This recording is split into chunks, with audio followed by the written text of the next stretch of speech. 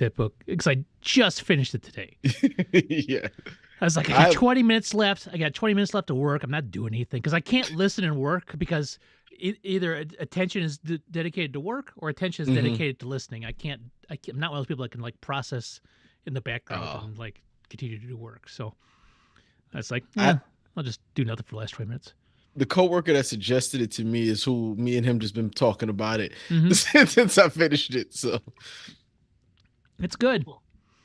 It was good. I enjoyed it. Now, I'm looking forward to the movie now.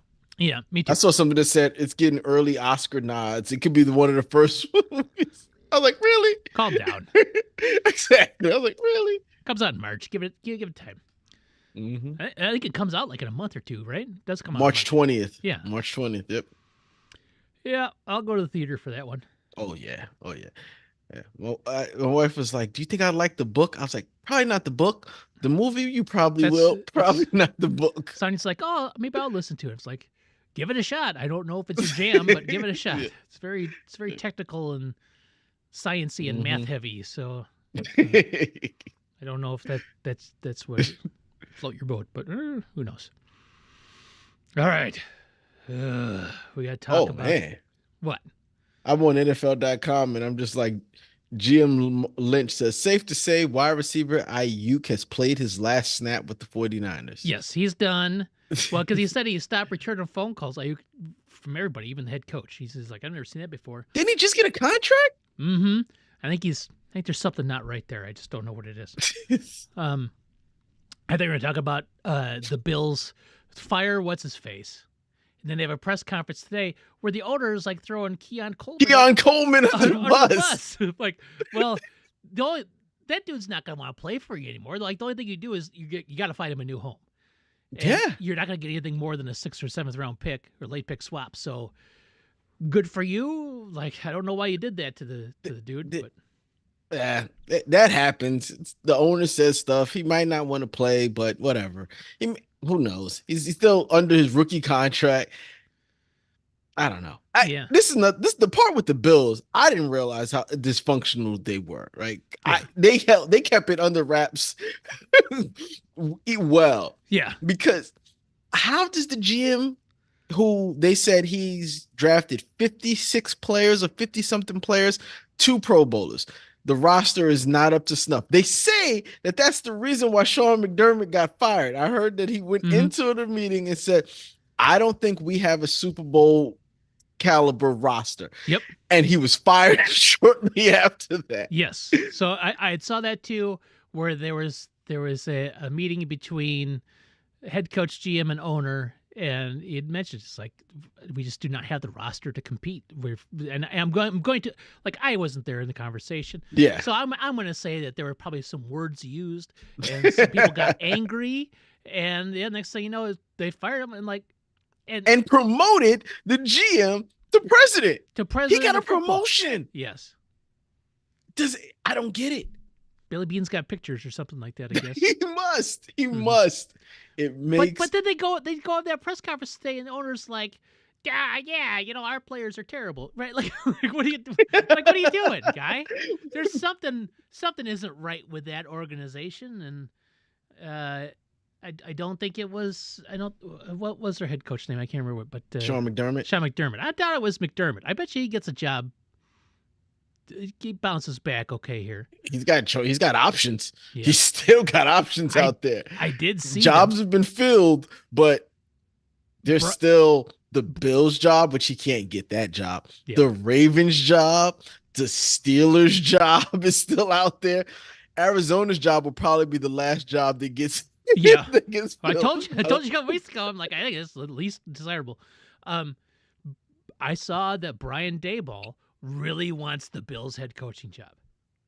Yeah, they'll probably give it to him. They'll probably give it to him. So let me see. I just had it up. The Eagles, who were thought to they can't get OC. Let's see. Where is it? I'm going to find it here. Oh goodness, where was it? Oh, the Eagles are conducting their offensive coordinator search with the understanding that Brian Daboll wants the Bills' head coaching job. If he doesn't land that, Daboll is expected to wind up in Tennessee as the offensive coordinator for Cam Ward and the Titans. Mm. So, former Giants on the move. Man, NFL.com is just Baker can't wait to play Stefanski after he was shipped out of Cleveland like garbage. Yeah. God, Baker, come on, man. No hard feelings, I see. Well, that Stefanski said so. No, Stefanski said something like, or no, it wasn't Stefanski. It was like somebody, like some Falcons news guy or whatever. Blah blah blah, and then Baker responded with, "He didn't reach out to me after treating me." Oh yeah, I got shipped off like a piece of garbage. I got shipped Can't off wait to play you twice. Yeah, coach. Mm-hmm. I've always maintained that he was done dirty there. Yeah, he led the Browns to their first playoff win in like decades. He got hurt the following year, and they're like, can't win with this guy, so they got rid of him, and that's when they brought in Deshaun Watson.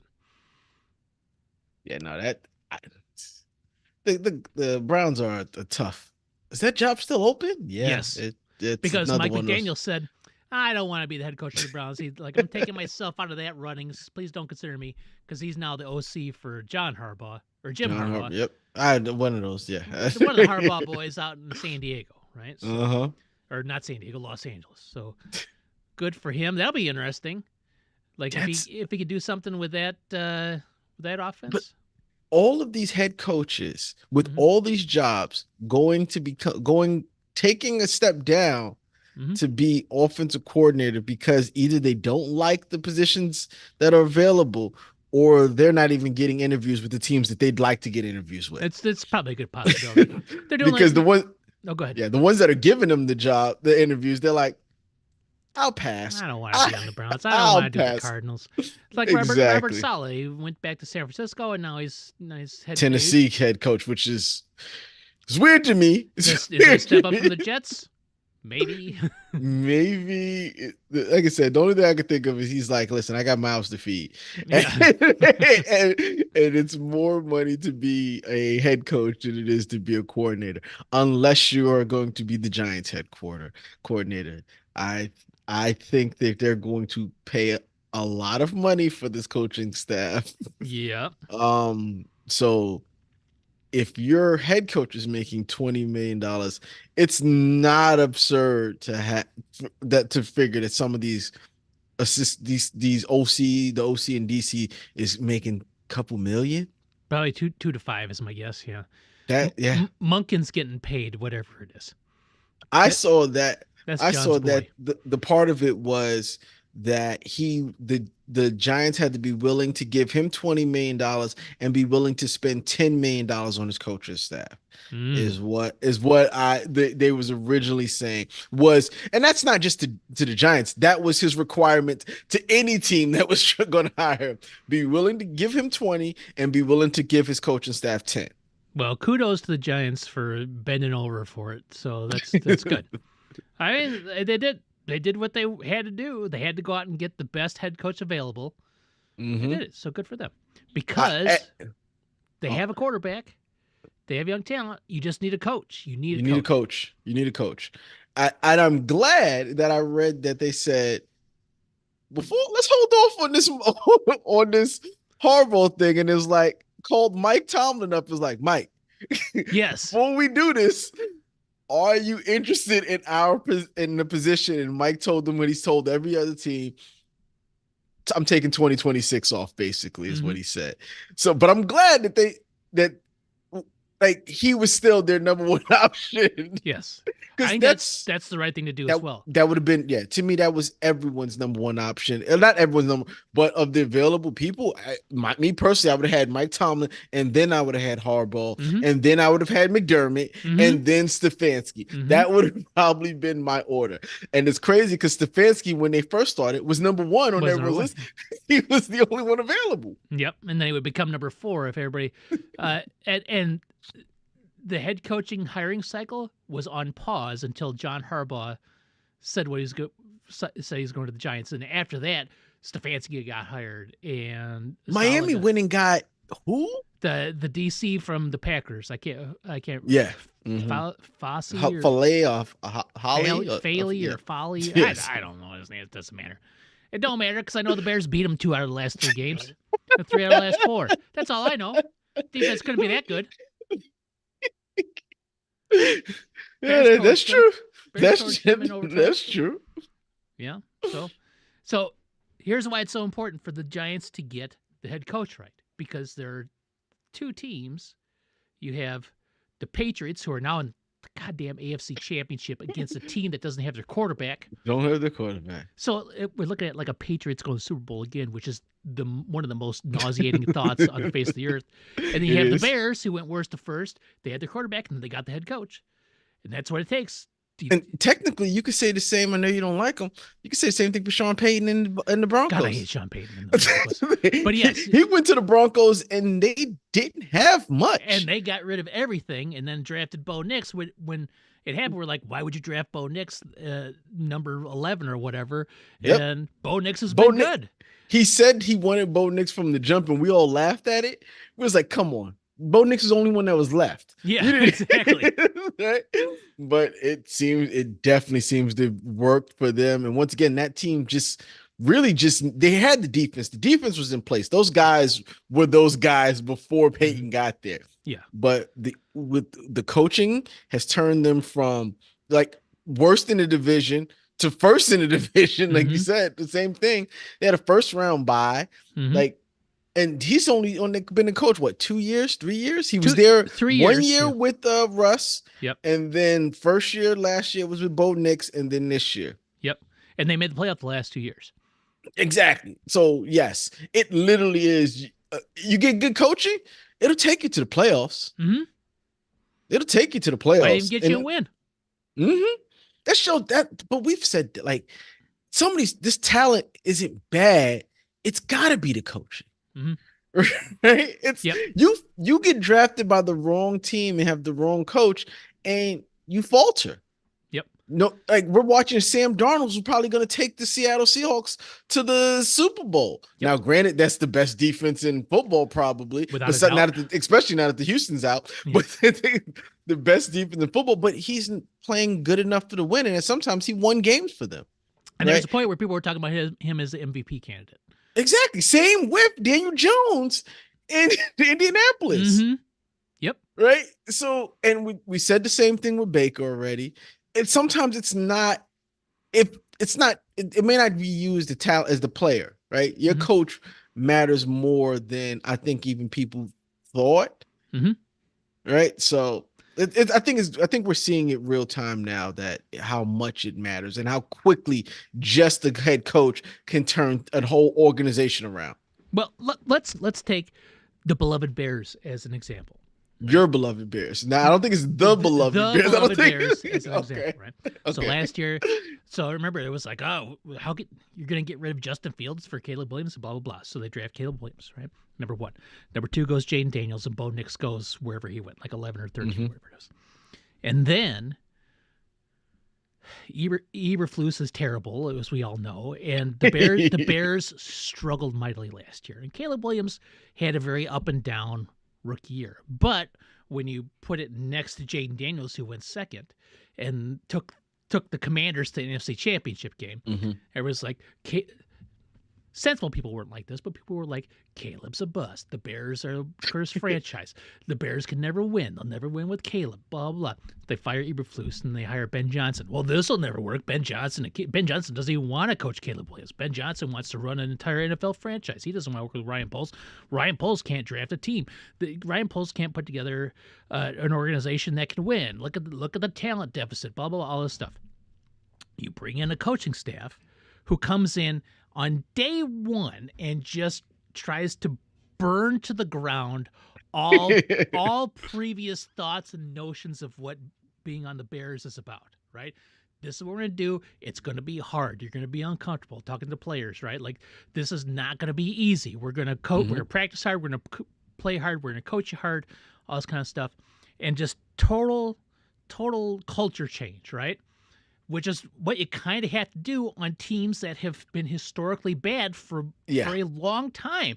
They get used to losing. You get used to go losing. out there and you got to gut it. Like, you got guys like DJ Moore who haven't been on a winning team since high school, right? Like, you get used to when you, they don't know. And then you get this, and then the Bears win the NFC North, which everybody said was an impossibility because the Packers because the Detroit Lions. The Detroit Lions, the Packers, those are Super Bowl contenders, and the Vikings are off of 14 wins last year. But even though they got rid of Sam Darnold, they got JJ McCarthy, and people were acting like JJ McCarthy would never throw in a pass in the NFL, was going to be this essentially the second coming of Christ in his rookie season. His rookie playing season. Granted, his rookie season the year before, but he never played a snap, right? So it was weird, right? Like, and then they won that, and then they got home field advantage for the 2 seed. They won a game against the Packers in the playoffs, and they should have won that goddamn game this last week. But I'm not. It's so weird. It's so different. If that was the Packers game, I may be in jail right now because I would have turned my Prius into some Mad Max death machine and drove around southeast Wisconsin burning things down. Who knows what I would have done? Who knows what I would have done? Right? Not the most sensible vehicle to a Mad Max vehicle. Yes, but that's what I would have done. But because it was the Rams, I was like, okay, God, I want him to win that game so bad. And Caleb. Now, so I have a friend I work with. He's like, oh, tough Bears game. And he's a Packers fan. He brings it up every week when the Packers, tough game. It's like, yeah. But then he's like, hey, that was a tough one. It's like, that was one of the most incredible throws I've ever seen. Talking about Caleb's scrambled back 20 yards, just sprinting to get space, and then turning around with a fadeaway jump shot. With 2 guys in his face that made contact to him. That ball went 60 air yards to Cole Kmet just standing there, right? And when I first looked at the pass, I thought it was offensive pass interference. I was like, because he was too wide open. The defender was there, and then he wasn't. I thought it was a 2-hand push. Hand jockeying. It was just hand check, and he stopped for some reason. He's just like, well, there's no way he could throw that ball 60 yards in the air. So he went to the front of the end zone, and Cole Kmet went to the back of the end zone and hit him. Like, I don't know how. When that play happened, I have, to me, that it didn't end the way I wanted it to, but that end of that fourth quarter ranks up there with when I watched that Josh Allen, Patrick Mahomes fourth quarter that went into overtime in the playoffs, and they had to change the overtime rules for playoffs because of that game, right? Because I thought y'all had it. Allen, Mahomes, overtime, Mahomes, right? And like one of the craziest endings to a football game I've ever seen. And then that happened when one of the most insane plays we will probably ever see in that situation. But he's like, that was the craziest play I've ever seen. I'm like, that's like it's like his 5th craziest play you've ever seen in the last 8 weeks. Like every week he's doing something like that, right? God bless. Like it's like, oh, I want him to do that, but we talked about it. He's got whatever that Michael Jordan gene is. I don't like it. When it comes into the game, I don't like it. It's tunnel vision and it's win, and like nothing is ever impossible. And I did it again this last game. I'm like, God, I hate to do it, but I think that's game. And then he did that, and it's just like, okay, let's see what happens. Might get it. The thing is, like, I hope that's him, and it's just not a flash in the pan season where things just work out for you, where things like that just because honestly, statistics would say that most of the situations that he's been in, he shouldn't have come out on top. Right? I'm just saying, because I remember, do you remember the season that the Giants had when they made the playoffs when Daboll first got there? Mm-hmm. And they was winning all of the games by like, 1 or 2 points. And statistically, you're like, statistically, that's just not going to pan out for the whole time. Is it that type of season, or is this just who he is? Is he this guy? I think it's more that than the other one. Yeah. You blocked field goals, missed field goals, like those are fluky, right? Wait, y'all had those. I know. Y'all had an onside kick. Yeah, I know. those those are fluky. things. You're right. But once you get the onside ball kick, in his hand, yeah. Once you get the ball in his hand, like it's like Peyton Manning happen. Yeah. Like when Peyton Manning used to be in the fourth quarter, used to sit there and go, okay, I guess if he had the ball last, you go, I guess they're gonna win. Yeah. or get the field goal and take it to overtime. Whatever they need to get it into overtime or to prolong this game, they will. He is one of those guys. When the other team scores and there's 38 seconds on the clock, you're like, there's too much time. Right? Like, and that's what it is, kind of, right? It's like, well, they gave him too much time. Oh, they have a timeout? Oh, there's too much time on the clock. I hate when a team is down by 4 points or more, 4-7, because they have to go it on fourth down. And I have seen that man on fourth down do 4th and 15 against the Giants, 4th and 8 against, like on fourth down more than 3, because if they were down 3, they would either kick a field goal or, but being down 4, he's gonna make it happen. and he did it again this week. He did it last week. He's done it. He did it a bunch of times this year. And the game against the Packers that they won before that. Yeah, he's just the ball in his hands. He finds a way, and I don't want to just talk about.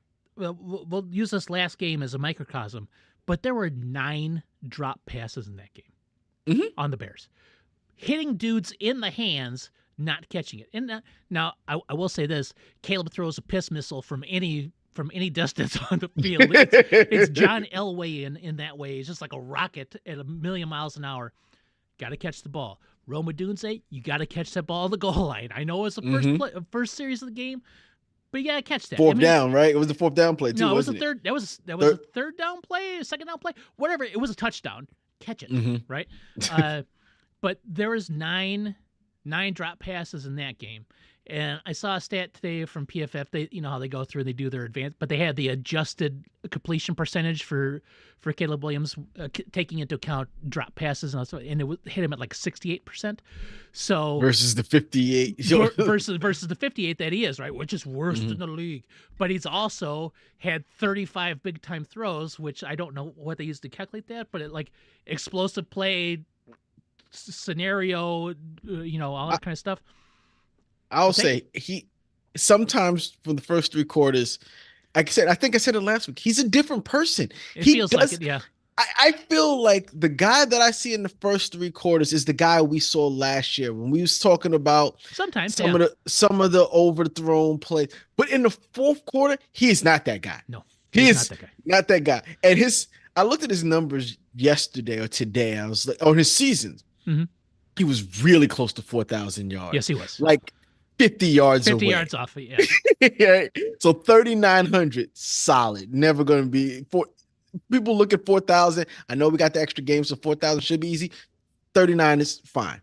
So 20 passing touchdown, 27 something touchdown. Like that. Yeah. He only had a 58% completion rating, which was a little low, but he only threw 7 interceptions on the year. He had a really good year. I think he had like 400 yards rushing. He had like 4 or 5 rushing touchdowns. He had a receiving touchdown. He had an outstanding year. It was the best season for a Bears quarterback ever, right? Which isn't saying a lot, but it's a thing. And it's a thing. It's a 70-year or 80-year history. 100-year history, right? Yeah, in his second year, he's got the best. He's got 2 of the best seasons for Bears quarterbacks ever. I will say this about the 4,000 yards. And if you look, like quarterback yardage is kind of down across the board the last couple of years. But I think it has to do with the kickoff rule. Because you have shorter fields from start. Correct. Right? Remember, touchbacks used to put you at the 20. That gave you a whole 80 yards. Now touchbacks put you at the 35.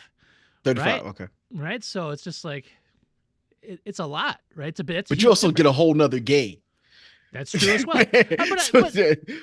Overtime, right? Overtime, it definitely lower your numbers down. Yeah. In that regard. And this isn't me saying that as an excuse of why he didn't. Like, he'll get 4,000 in his career. I'm almost... it's almost if he doesn't, it would be all right. Bears, y'all Bears them, but he's means gonna got get injured 4,000. something terrible. Yeah. But like, I mean, even if he went from 58 completion percentage to 59% completion, he would have had 4,000 this year, right? Yeah, Like, and he's not like I looked at his numbers. Even last year, he was a 64% completion guy. mm-hmm. Like or 62, he was somewhere around it because I think his Yeah. completion total for his career in the 2 years comes out to 60%. Yeah. So he is above that threshold. Mm-hmm. It's just as possible that it was drop passes, but yeah, he'll be a 60% guy, 38 to 4,200 passing yards a year, and his touchdown numbers will go up. Yes, and so he should be. If the team can stay together, how you feel about Moore? You think he's still there next year? This year? Okay. Yeah, Because I have thoughts on DJ too, but there's what's I gonna say about Caleb? Okay, so last year there was what were all the knocks against Caleb? You know, whatever, blah blah. But one of the biggest ones is like he took like 7,000 sacks or whatever. He holds the ball too long, and I think it's one of those things that, like, going back to Jordan, he took that personally. And if you look at him this year, he only got sacked like 18 times all year, right? His sack percentage went from like 7% to 2%, right? So now the knock is, well, his completion percentage is low. I hope he takes that personally and he comes back and he's hitting 65, 66% this next year, and then you're going to see 5,000 yards out of him. Just because the way that offense is schemed up. Dude, the way Colston Loveland, once they figured out because he's almost unstoppable. He missed all of training camp because he had a shoulder injury. He was drafted, he had a shoulder injury. It took him. He missed all training camp. Once he got on, like I hate him. It's unfair actually. The dude he's huge. He's fast. Yeah, he's got good hands. He runs around. Drop a lot. He doesn't drop anything, man. He does not drop a lot, and I think that is why Caleb feels so comfortable going to him. He does not drop a lot of passes, and he's always open across the middle. And he's huge. He's huge, and he was out the back half of the fourth quarter and overtime in that game because he had a concussion. Oh yes, he did. Yes, he wasn't even on the field. So imagine if he's on the field on that drive, they probably get down. Yeah. They just dinking and not even dinking and dunking, because I don't think Caleb knows the meaning of dink and dunk. His dink and dunk is an 18-yard missile down the middle to Colston Loveland, right? So, like, to me, that's a different game, but it is what it is. I like where the Bears are at. They have a head coach. They had the end of the season press conferences with Ben Johnson and Ryan Poles today, and Ben, one of the questions is like, well, what can you take from this year and build off of next year? And this is my favorite quote of his from today. He goes, "We can't. We're back to square one. We're start over. It's a new season. We can't roll over last year into this year. Mm-hmm. So we're starting back at the beginning. We're gonna make roster decisions. We're gonna bring in new people." That to me though is a little bit of coach talk, because for sure you're not starting off at the beginning. It's not like you've got a lot. You're building off, and that's what the question was being asked. Mm-hmm. What can you take from this year to build for next year? And he kind of went coach talk on that one, because you've got a lot to be. Last year, you was installing an offense to a bunch of guys you had never met, right? Mm-hmm. So it's not square one. It's not zero. You're up there a little bit higher, but I understand you have to take it that way. So there'll be people you never met before. Your floor is now higher. It's now higher. The floor used to be low. Yes. Right? Was scraping the bottom of the barrel low. And now the floor is higher, but it's not like you got work to do. We can't roll over our wins or anything like that. So we're starting there again, and I like that approach. And I'm just excited. I'm excited to be a Bears fan. Oh, you should be. Yeah, you definitely should be. They outkicked their coverage. We were expecting a little. We expected improvement. Wait, hold on. Who expected improvement? Not me. Not you, because we go back to the way too early predictions. You had them as a 4-13 team.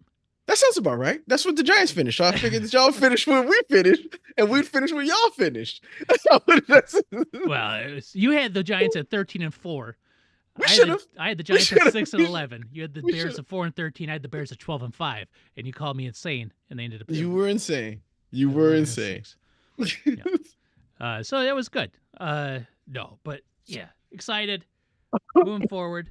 Man, it's been good playoffs so far, hasn't it? Oh my God, so good, really good. I mean, there's been a few the stinkers, games, like San Francisco, Seattle. San Francisco losing on the opening kickoff. Seahawks returned the opening kickoff, and we're up 7-0. San Francisco only scored That would have been that whole game. That could have been the whole game. San Francisco needed to beat Seattle. What, week 14, week 15? Week 18. 18. Yes. They scored 3. They scored 3 points. Yes. They played them 2 weeks later and double A points, which is impressive. But in 2 games to score 9 points, that scares me from my prediction of the Rams. It scares me. Yeah. So yeah, if you would have told Shanahan, like back in the middle of the season, like you're gonna score whatever you score against the Seahawks in week 18, you'll double it when you get to them in the playoffs. You'd be like, hey, that sounds pretty good. That sounds great. Yeah, the 49ers, they were embarrassed twice within 3 weeks from the same team, which's got to be tough. Like the Packers could probably relate. What did you say? Packers can probably relate to that, being embarrassed by the same team over the course of 3 weeks. Their games was pretty close. Both of those games. Both those games. Embarrassing. It's embarrassing because of the way they lost. Yes. But not embarrassing like what happened. No, it's embarrassing because the way they lost. You can say that. They lost almost identical both times. Embarrassing. Humiliating. Seahawks are just really, really good.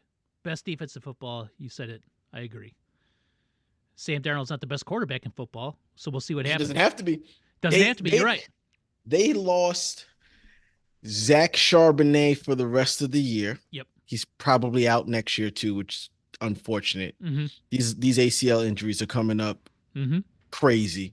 But they still have Kenneth Walker Jr., who is a solid back. He's good. Their 1-2 combination is really good, but they still got JSN. Mm-hmm. And that defense, which yeah. I think has 2 former Giants players on it. I think something like that, yeah. Drafted Love is their safety, and Leonard Williams is their defensive end, wrecking stuff the whole game. Yeah, they're really good.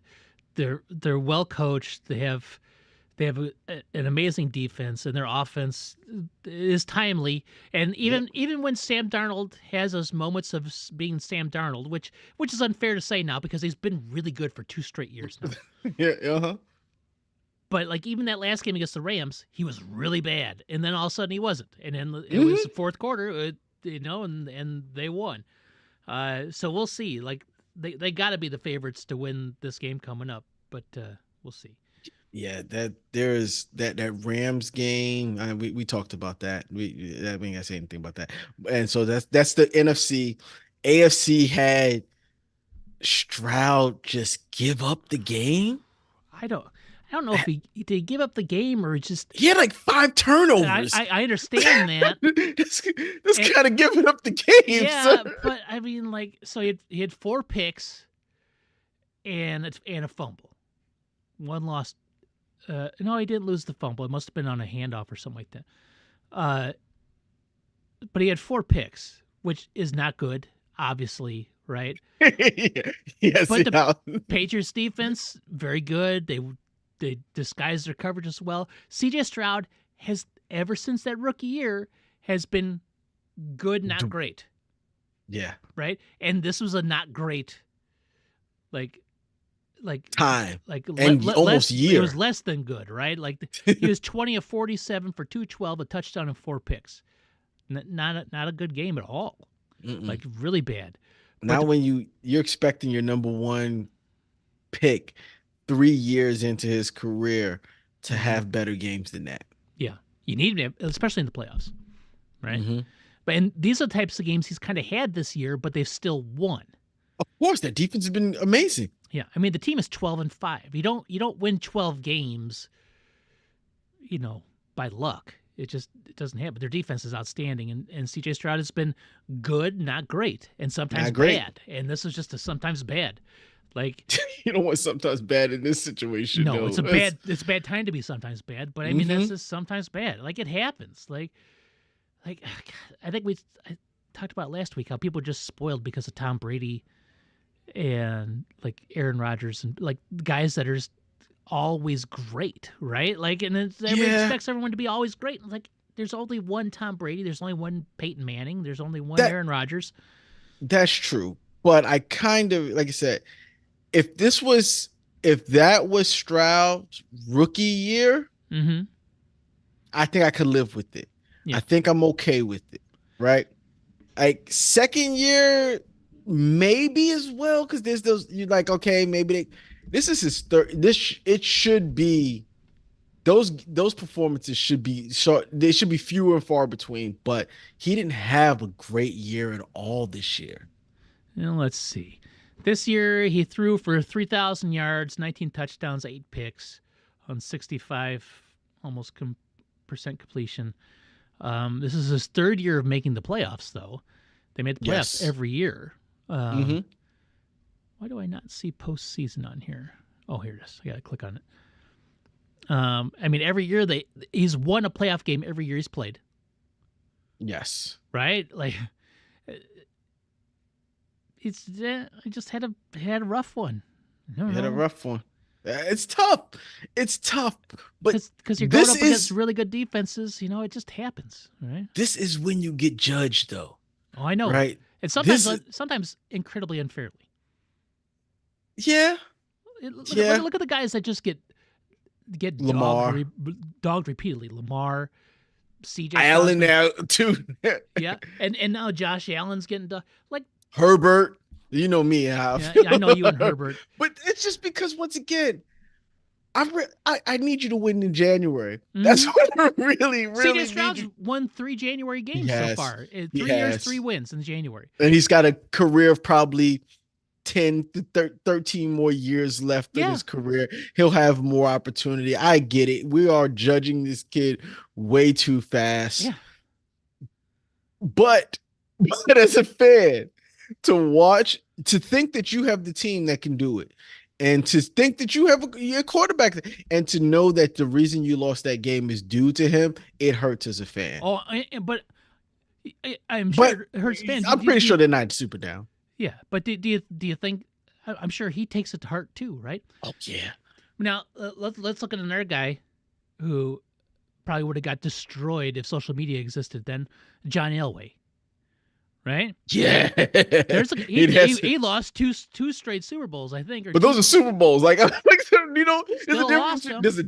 a difference between the Super Bowl. But then he had great playoff wins. He's one of those guys that had crazy comebacks and stuff in the playoffs. I still remember when he destroyed the Browns in that Bertie Kosar and John Elway. But he didn't win a Super Bowl till the last 2 seasons of his career. Mm-hmm. He won back-to-back and retired at age of 37 and 38, right? Like where he was good, but he was not his prime. No. Prime Elway. He was not Prime Elway. Prime Elway. Might have been those years he was going to the Super Bowl if you took Prime Elway and put him in like today's game, like you take any of those like Elway and Marino, those guys, like they would have dominated at this time. Like they would have been if Marino had 5,000 yards in that time when they only played, it might have been 16. Because I was like, are you sure he wasn't in the 14 time? No. 16 games. 16 games, 5,000 yards. He'd have 7,500 yards. He could have. Because you think about those rules too, like you just beat the crap out of receivers. Is a receiver jumping for a ball? Quick, hit him with a baseball bat, right? Like it was a different time back then. But those guys, like Marino would have got destroyed. Mm-hmm. Because they're one of the greatest quarterbacks of all time. He went one time and never went back. His rookie year. Rookie year, yeah. And they're like, oh, and it's one of those guys like, oh, he'll have plenty of opportunities. Nope. Not a one since. They went to playoffs quite a bit, but they never got, Never went back. Never went back to the Super Bowl. That's why It's tough. Yeah, it's social media. It's the fact that people now get paid to judge players. Yeah. Right. It's not just, I don't think it's just the social media aspect of it. It's more the talking head aspect of ESPN being on TV all day, all morning. That's more of it than he didn't have to deal with that. It's those guys, plus it's all of the armchair those guys that want to be those guys, that all the TikToks and the the YouTube channels, all those. I really think that we're kind of level-headed when it comes. Oh, we're level-headed, but it was people like us that just talk football. That want to talk football, but they just parrot that saying, and because they're looking for traction and clicks or whatever, say the most outlandish of things and just try to destroy these guys so they can be right. It's like, whatever. I don't get it. But yeah, CJ Stroud, bad game. The Patriots, goddamn Patriots, man. Patriots win, and they're going to the AFC Championship to face against the Broncos, who won a game in overtime. A crazy game. I'm like, oh, Josh Allen's going to do it. Josh Allen's going to win this game. He's going to hoist them on their backs and carry them. And there's a play in that game, the interception to Brandon Cooks, where Brandon Cooks catches the ball. Oh, yeah. Hits the ground. The ball jostles loose when he hits the ground and gets yanked out of his hands. Where, like, yeah, you want it to be a catch and be down by contact. I was going to ask about that, how you felt about that, because I forgot it was. I'm so torn on it, because I've also complained about, like, making a catch or an interception and hitting the ground, and, like, if a shoelace touches you while you're in that motion, you're considered down, right? Mm-hmm. And this is that same situation. Like, the ground can't cause a fumble, but, like, did the ground cause him to lose control? Like, that's the thing. I don't think he ever had, like, watching it play, I don't think he ever had control. If he had two hands on the ball like this and hits the ground, and during the rollover they snatch it, I think it's a catch. Yeah. But it kind of hits his hands, slips a little, he has and we can't really see where he regains full possession of it. Yeah. And that, I think, was the problem. Because I think if he did a full hands catch, which the defender was great, because his hands were preventing him from doing a full hands catch. Yeah. Now he would have. Yeah. I think if they would have called it a completion down by contact on the field, I don't think they could have overturned it. Yes. No. Like, no. so, I don't think. Yeah. So it's what they called it on the field, which I've been talking about we all talk about. Man, some of these bang bang plays are hard to see then and there, and they do a really good job. I think on some things. Call. This was it was the right call, and I just hate it mostly because I wanted the Bills to beat the Broncos. Mm-hmm. So it's just like, God, that's a catch, and then the Bears had something very similar where Devontae Adams clearly caught the ball, clearly hit the ground, and then after he hit the ground with possession, he got yanked out of his hands. Like, that's an interception. It should be an interception. It's just perspective, right? But I get it. That was the right call. But damn, I wanted the Bills to win that game. I thought they were going to win that game. And it just goes to show you that one guy can't do it all. And the roster just didn't have Super Bowl talent on it. They do not. No. They do not. Because Sean McDermott's the one who wanted Keon Cole. Jim didn't want anything to do with it. No, yeah, exactly, yeah. Coaching staff. Yeah, Billy Bean, he didn't want him. And I'm the owner. I definitely didn't want that piece of crap. I just signed his checks. I don't like the guy at all. Yeah, I reluctantly signed his checks. They're lucky it's all electronic, because if I had actually signed a check, I don't know if I would. Is this Keon Coleman? No. But the Broncos win, and Bo Nix apparently broke his ankle somewhere in that game. I don't know. Yeah, I don't know where it happened. And I don't think Sean Payton knew what they told him in the press conference. I've seen people show 3 different plays, like, put them on social media. Here's the play where Bo Nix broke his ankle, and they're all 3 different ones. And one was like the last one where he takes a snap and he moves to the center of the field and takes a knee. I'm like, he broke his ankle there, taking the knee to center of the field goal? I'm like, come on, I hope not. If that's the case, then Bo Nix is Mr. Glass or something like that. It's just, they're going to bring Jared Stidham out there. Oh no, against the Patriots defense. Yeah, I mean, it's done. The only thing you can hope for For the Broncos, is that the Broncos defense gets at least one touchdown or some work. Yeah, multiple I think touchdowns so. probably. Like or you win 7-6. That's all there is to it. Like but here's the thing. Broncos defense is good, but I don't think it's that good. I don't like either of these teams. I don't want either of them to win. I don't care either. But I really don't want now. At this point in time, even though I've said the Rams is my team that I'm going for, and I'm going to continue that. Yeah. Seattle's the only. No, Seattle won a Super Bowl too in the recent. Yes. All these teams recently have won a Super Bowl. Yes. In the last 20 years. Yes. Every one of those teams. I don't care now. I don't care who wins now. Yes. I forgot the Seattle won. Yep.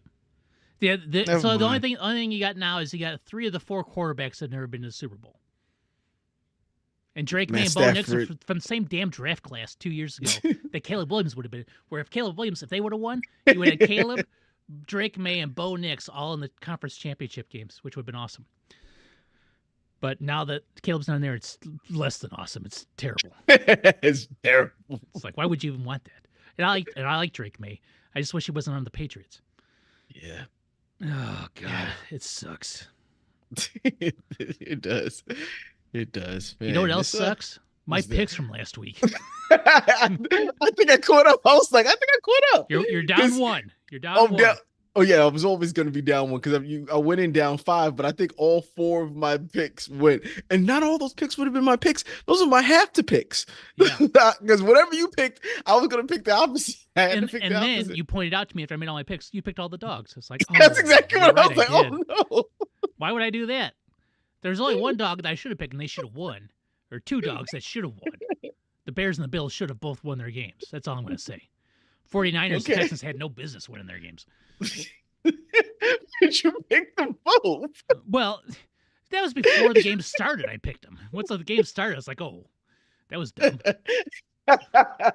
It didn't take long for you to realize that. In fact, it was the first kickoff in the. When Seattle was almost up 2 touchdowns in the first 4 minutes because they thought that Brock Purdy had a fumble recovered for a touchdown, but they're like, oh, it was a forward pass that hit the ground. It's like, okay, I guess. Yeah. Anyway, I was up +5. Now I'm up +1 with 2 games left for this week. And I don't even want to pick one of them because it's like gross. And then... But the thing is, I technically don't have to pick against you, but I should still. No, you don't have to. I mean, it's only +1 with I know 2 more weeks with the of football Super Bowl. left. There's 3 games left. Mm-hmm. So if I wanted to just like salt away my lead like a NBA game before the shot clock, I could just pick the same people that you picked. That's why last week I told you to pick first, so we didn't. Oh, I wouldn't have done that. I would have picked those regardless. All right. All right. Let's do this. We can go back and forth. We can go back and forth with this one. I'll pick. You pick first on the Saturday game, which is the Broncos versus the Patriots. The Patriots are 5.5-point favorites on the road because there's no Bo Nix. Without Bo Nix, I'm picking the Patriots. With Bo Nix, I would have picked the Broncos. Yeah, I gotta pick the Patriots too. Yeah. I like underdog stories, but I hate the Broncos. So it's just Sean Payton. If Sean Payton was on the Broncos were my team in the 80s because the Bears, if the Bears weren't in it, it was always about the Broncos because I like John Elway. All right, well, that brings us to the interesting game of the weekend. Yeah. The Seahawks hosting the Rams. The Puka Nacua problem wasn't that much of a problem against the Bears. Yeah. I mean, he had an okay game, but he wasn't. Every time I saw him, he wasn't the problem, but he had a pretty good game. He wasn't the problem I was afraid he was going to be, like the 200 yards and 3 touchdown problem that I was expecting. It was cold. It was really cold. But I'm going to say this, that Bears defense, like Kyler Gordon, second week back off of injury, like they just look different. They look better out there, where I would have liked to see him go against the Seahawks offense this week. And then who knows what could happen with the Bears offense. Like it could have been like 3-0 going to the fourth quarter for all I know. But we're here. The Seahawks 2.5-point favorites only over the Rams in Seattle. I'm assuming I'm taking the Seahawks on this one.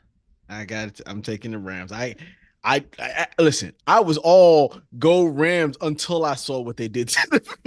Like it scared me. It's Here's the thing: of the two, I think both teams that are remaining can beat the Patriots in Super Bowl. yes, The team I think has a better chance against the Patriots in Super Bowl is the Rams. The Rams. Because Of Matt Stafford. because of Matt Stafford and because Puka of Matt Nacua Stafford. and Yeah, and and the Devontae coach Adams. Sean McVay's been to the Super Yes. Bowl before. Yes. I, Yeah. I Yeah. like the Rams over the Patriots. I like the Seahawks over the Patriots only because the same way I'm hoping the Broncos beat the Patriots. is Defense. Defense. Yeah. I think the defense can probably give Drake. It would be easily the best defense that they'll face, even though they will have. If Drake May wins the Super Bowl, he will have won it versus the Texans defense, the Broncos defense, and then potentially the Seahawks defense back to back to back, which would be quite Impressive. the feat. That's impressive. Yes. Yes. That's impressive. But, man, we'll see when that comes. But I like the idea of Matt Stafford going out there and running over the Patriots because I think he can do it. But So I think he's got to get sorry. past the Seahawks. I don't know if he can. So we'll see. So we talked football. We got to talk some crazy talk that I've heard recently. Okay, what's crazy talk? That I've heard somebody on the radio today say, and he was talking crazy, but he was the second person I heard say this. Mm. Baltimore Ravens trade Lamar Jackson I've heard that. Yeah. to the Las Vegas Raiders Yes. for their number one pick and Crosby. Oh, I haven't heard the Crosby part. They would have to throw something else in there for a guy of the caliber of Lamar. And Crosby, yeah. I think, sweetens the deal a little bit with that. I still think that's underpaying for Lamar Jackson. That today also said, if not that trade, same trade on. Oh, it says my internet connection is unstable. Whatever. Same trade on the Oakland side, but to Joe Burrow and the Cincinnati Bengals. Well, that'd be a mistake for that'd be a mistake on either team's part. I think it's a mistake on either team's part. Yes. For a chance of Fernando Mendoza. Yeah. Well, We just don't know. Unless they're just looking for like we need a hard reset, and I think that would be on the Ravens side.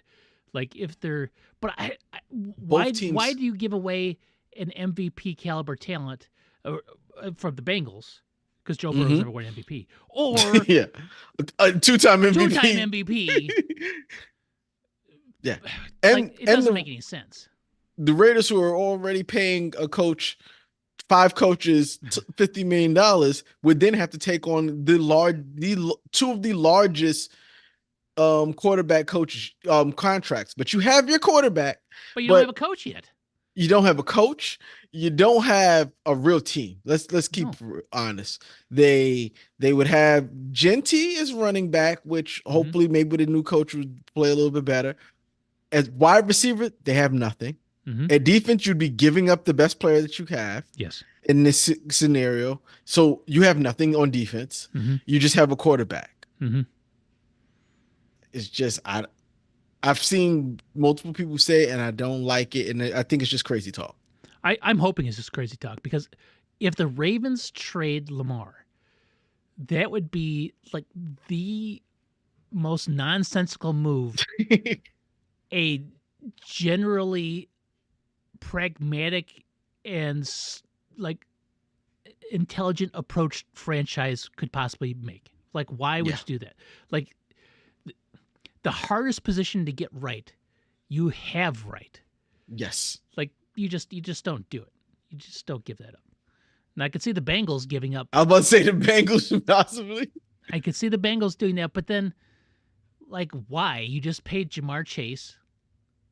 They paid everyone. Yeah, like why would you trade Joe Burrow? Like the salary they would have to eat on top of like starting over, it just doesn't make any sense. Like that team isn't bad because of Joe Burrow. Joe Burrow is like the least of their concerns. That's true, but let's fast forward 2-3 years. Let's not even talk about next year. In 2-3 years, can they keep this team together? No. Those contracts are probably all front light, Hmm. heavy in the rear, Hmm. like they tend to do. And 3 years from now, you're going to have to deal with that, and you can't keep this team together. But let's say you do get rid of Joe Burrow, and yeah, you only have to eat the dead cap for what, 1 or 2 years, because Oakland is going to take on a lot of the salary. Let's see. If they trade, hmm. So if they trade Joe Burrow before June 1st, it's $56.5 million dead cap For 1 year. and no savings. You lose $9 million on the salary cap. If they trade him post June 1, it's a $20 million dead cap and a $27 million They savings. can't trade him. They can't trade him after the fact. Yeah, they'd have to. So, You can trade him post June 1, and that would let you spread the dead cap out over 2 seasons. but then you don't get the number one pick. Then you would get If the number one pick this year. That's what I'm saying. So it's, yeah, it would have to be before post June 1st, and they'd have to eat. I think they can eat the dead cap for 1 year. They'd get Fernando Mendoza, who then they would start the rookie contract and actually be fiscally responsible for the next couple of years, and maybe keep Jamar Chase, Higgins together. Hendrickson is probably going to be gone. Hendricks Uh, is a free agent, I believe. yeah. So, and possibly get you some money to get some other talent. You take one bad year, and that's saying that you don't actually hit on Fernando Mendoza, who's probably, I'm saying him, but because he's arguably the number one pick in the draft this year. But if you hit on him, Mm-hmm. you've effectively just lowered your financial burden, and you've reset your window with your wide receivers. Mm-hmm. So I still think it's stupid. I think it's dumb because it's a gamble. Anytime you're Mm-hmm. going into that draft, it's a gamble. You're Mm-hmm. giving up a surefire injury, somewhat injury prone. That's another thing with that's why I think it makes more sense for Cincinnati than it does for the Ravens.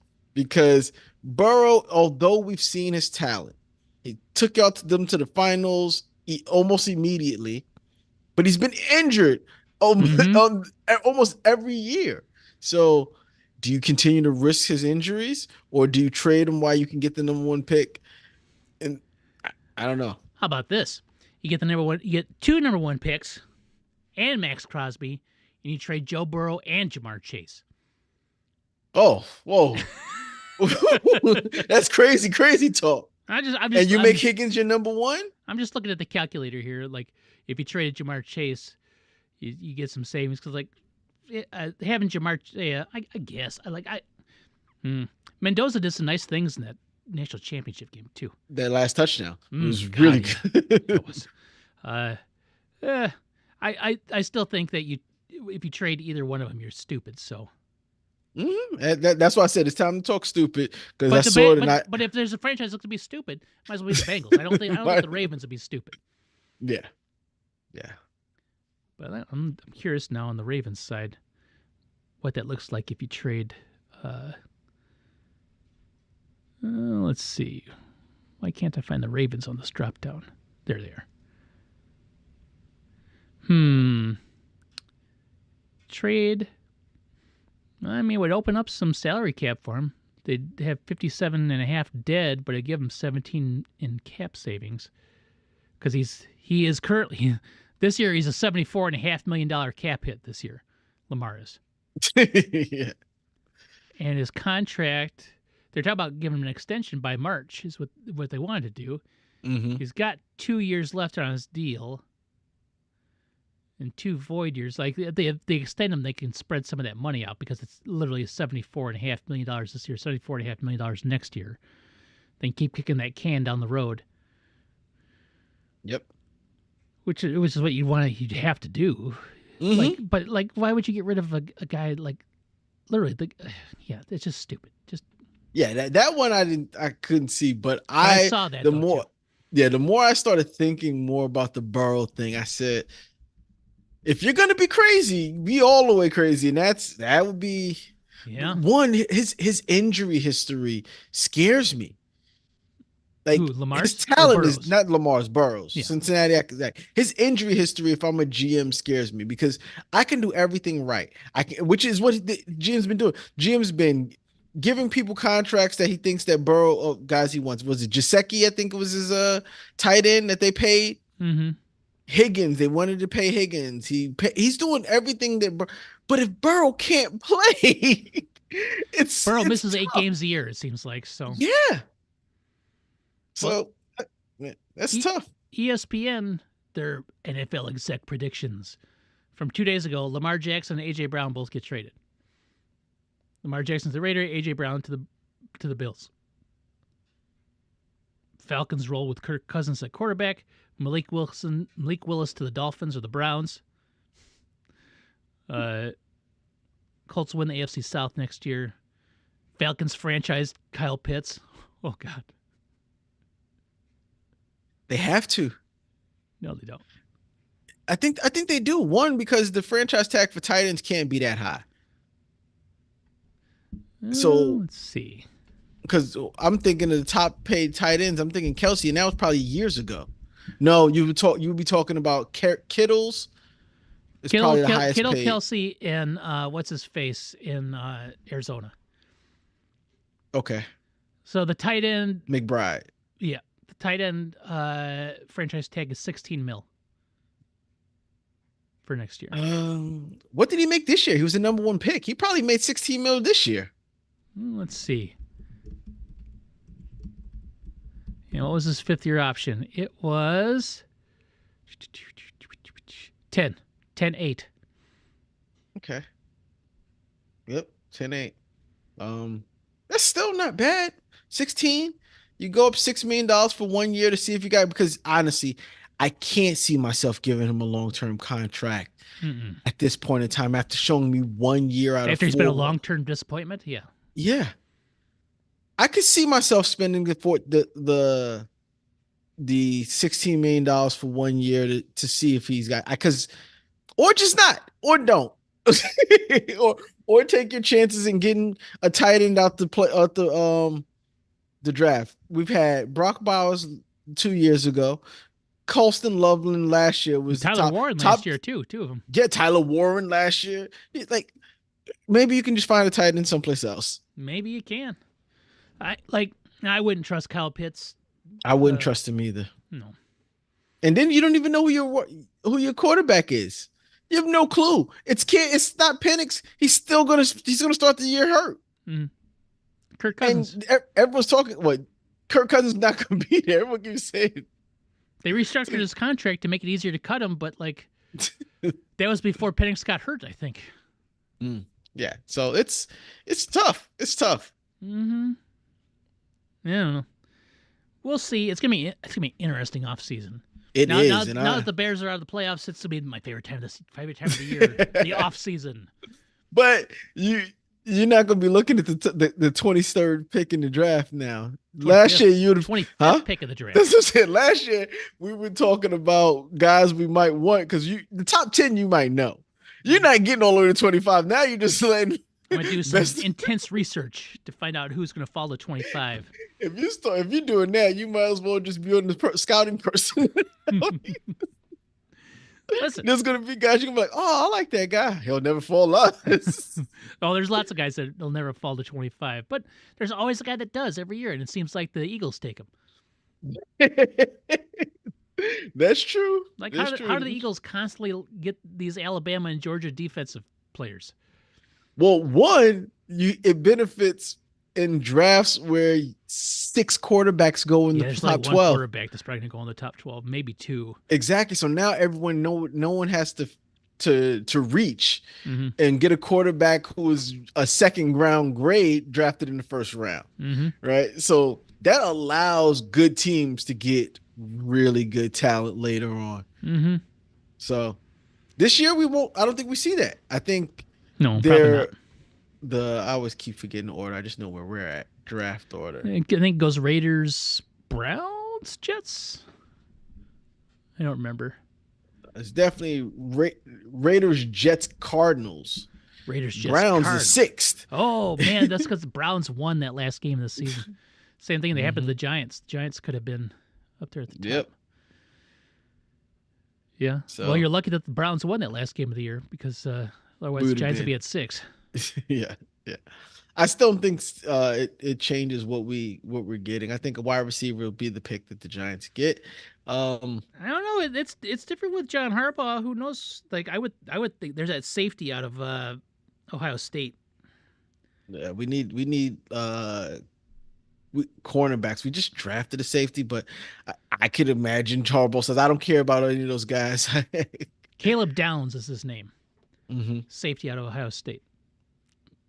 So I don't know. This year I'm looking at it. Who needs quarterbacks above them? The top 3 teams need quarterbacks. Did I say 3? I mean 4. Let's see. Raiders, Jets, Cardinals. Tennessee doesn't need one. Tennessee already has theirs. Yeah. So the top 3 teams need a quarterback. But the top 2 need a quarterback. Arizona, maybe? And there's only like really one top of the draft quarterback. I saw 2 quarterbacks. Ty Simpson is their guy out of Alabama, they're saying. But like once his face from Oregon decided to go back to school, then it's like, well, there's only one quarterback now, and it's Mendoza, who had a really good year. Mm-hmm. He was really good. Anyone say that's one of those situations like you got a guy, Heisman winner, national championship winner, had a great season. Like it's hard to overlook those sorts of qualities. Will he be good? Don't know, but like it's the kind of guy you want to take a swing at if you need it. Yeah, and the Jets just have to figure it out. I hope they don't reach. I think the Jets are going to end up with somebody. Kyler Murray, Tua. That's the one thing that can happen. You feel that your quarterback's not in this draft, and you go and you try to make a move for a quarterback in free agency, but there's none in free agency. Malik I Willis. don't think. And the guy that they on their bench now, Brissett, I think is not on that team. Let's see, NFL quarterback, free agents. 2024. I don't care about 2024. Must have been a good year for free agent quarterbacks. Must have been. Daniel Jones, Aaron Rodgers, Russell Wilson, Marcus Mariota, Zach Wilson, Tyrod Taylor, Joe Flacco, Kenny Pickett, Jimmy Garoppolo. I didn't know he was still in the league. Mitchell Trubisky, Case Keenum, Trey Lance, Carson Wentz, Josh Johnson, Braden. There's not a starter in that group. Malik Willis. That's a possibility. Malik, yeah. But like even though he was good on Green Bay, you put him on the Jets. That's just it's a disaster waiting to happen. And they're like, why we waste all this money on Malik Willis when we just destroyed him? Kyle Allen, Teddy Bridgewater, Brett Rippon, Gardner Minshew, Skylar Thompson, Tommy DeVito, Sam Howell, Jake Browning. Those are all the free agents available. Yeah. Okay. You could go try your hands with Russ, but Russ has showed you everything he needs. He's got. All I know is nothing. Spotrac, they create that market value for players. Mm-hmm. Do you know what they have Daniel Jones' market value at? What's that? $43.5 million per year for Daniel Jones now. He was getting $14 million to be a backup for Anthony Richardson. Ended up being the starter. Ended up almost getting into playoffs. Well, I mean, he got hurt. They didn't win after that. Not one win. Not one. And that's about what we gave him a couple years ago. That's why I wanted to say that. Yeah. Mm-hmm. That's his value. Russ's value is $5.7 million. That's backup money. Mm-hmm. That's less than Marcus Mariota on here for 8.5. I mean, you could the Jets could take a flyer on a guy like Zach Wilson. Who you can get Russ fits well in the Jets. That team is a cursed franchise, and they should have got rid of Aaron Glenn. But what are you going to do? Like they couldn't have done better than Aaron Glenn. So if you're Arizona and no one wants to go coach you, how do you feel? Like you got to. I also heard that they're constantly one of the worst teams, diverse evaluated teams by the players on that team. Yes. They Yeah, they're the team that was charged the players to eat in the cafeteria and stuff like that. Yes. Yep. That's the. Nobody wants to play for that. Mm-mm. Nobody. I don't care how much money they throw out there. Like if I have to give it back to you just to eat in your facility, well, thank you. All right.